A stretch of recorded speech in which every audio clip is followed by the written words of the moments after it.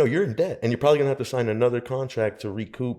And that's where people get stuck in the cycle. Now, next thing you know, you're $500,000 in debt, and three labels, signed to 3 different labels and different. Yeah, it happens all the time. Some of your favorite rappers are probably in that situation. There was a moment before Kanye went on his rant where he couldn't drop music or he would lose money. That's how bad and how many different contracts he was on. You're independent. 100%. Yeah, we have distribution through Empire, but they just release our music. There's no like actual contractual obligations with them at all. So we are 1,000% independent. Right. Yeah. And is that better for you right now? For right now, yeah, 100%. In my opinion, yeah. Like I said, there's a lot of data that involves going into the next step, and like there's just a few more milestones that we need to hit before it makes sense to even have one of those label meetings, you know? Right. Or else they're just gonna screw us over. Point blank, period.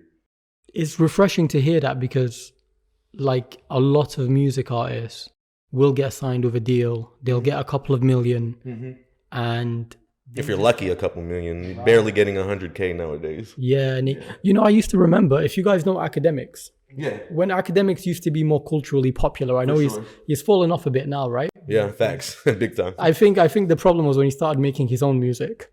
I think that's when people went. But Academics, talking about young Ack.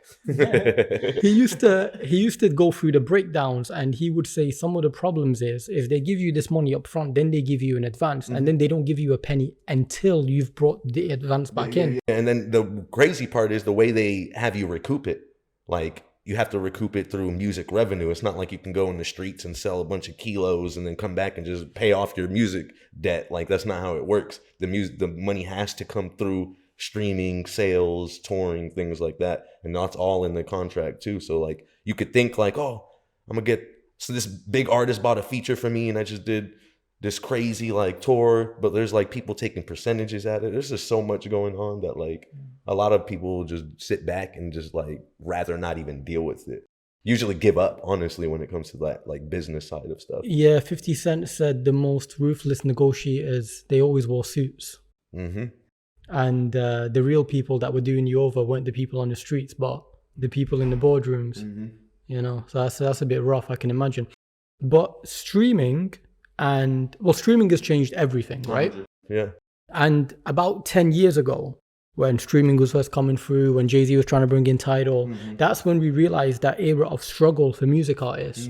Because what seemed like a safe record label deal 3 years ago, prior to signing it, is now longer not the one. Like if you can only sell, this is good numbers by the way, but if you can only sell 20,000 hard copies, then you're realistically not getting your advance back.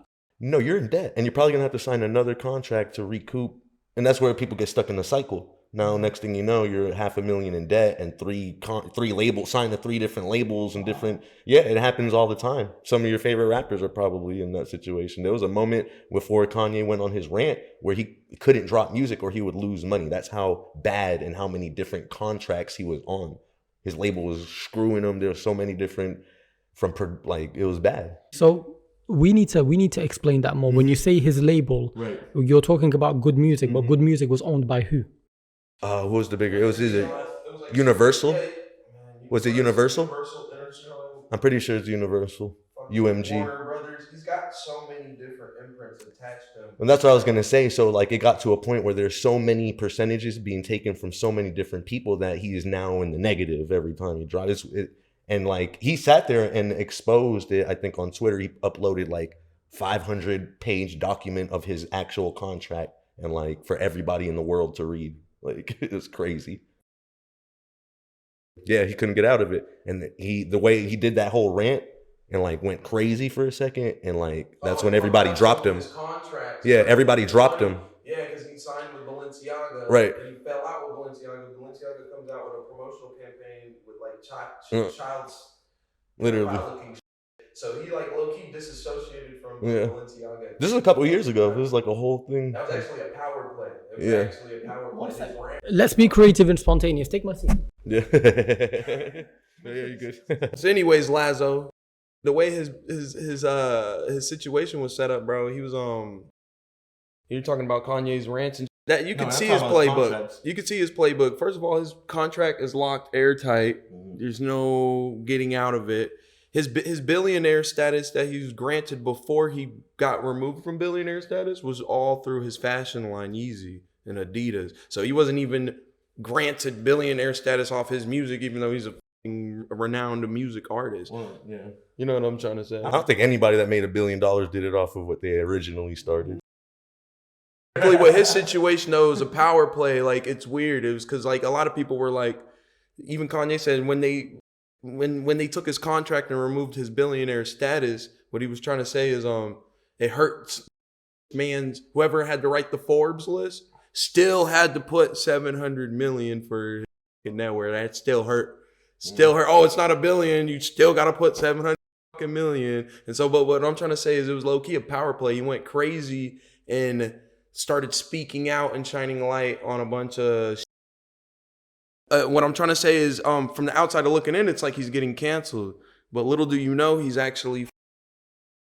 setting himself up to be able to disassociate from those people. Like I said, with the Balenciaga play, he was signed with Adidas and he had contracts with Balenciaga in the fashion. So when he went on his crazy rant and it was perfect timing because they ended up canceling him, throwing away the contract. And then not too long after that, they came out with a promotional campaign where it was a girl wearing Balenciaga all black. There was subliminal messages like they were trying to make him like the head marketing of that whole campaign too. The face of this child, like, so you know they were gonna make him the face when they dropped that campaign. People were gonna say Kanye and associate all that weird shit with Kanye. So when he fell out, it was actually a real power play. When it comes to that, and he went on those rants to like make everybody cancel out his contracts, rip them up, like, all right, we're done with you pretty much. And then as you could see, he even said it too. He's like, haha, I'm free. Whenever that actually did happen, he was like, watch me run up $1 billion, except this time it's all mine. And now he's back at his billionaire status. He's at 2 Bs. Yeah, but it's all his now. Yeah. So it's just like a super slap in the face because now he's got 2 Bs. Yeah. And now he can go still say, screw whoever. I ain't gonna say it on the podcast, but you can say the cancel level stuff. You know what I'm saying? And it's like, what are you gonna do? You aren't responsible for my 2B. I got power and influence. It's actually real sick, man.